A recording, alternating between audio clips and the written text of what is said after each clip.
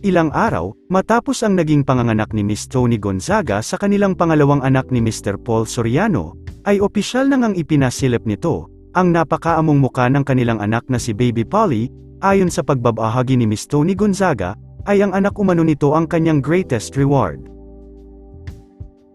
Kasabay ng pagpapakita ng muka ng kanilang anak, ay ibinahagi din ni Miss Tony Gonzaga ang naging journey nito sa kanyang panganganak.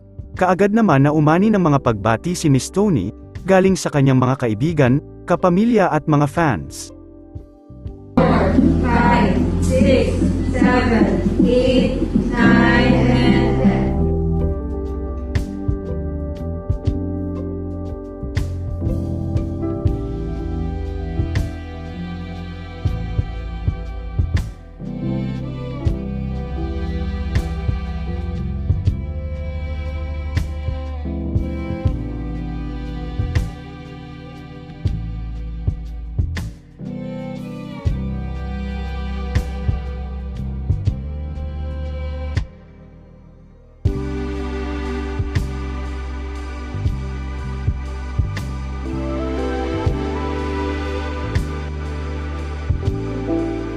Kuya, you're holding your sister, Paulina.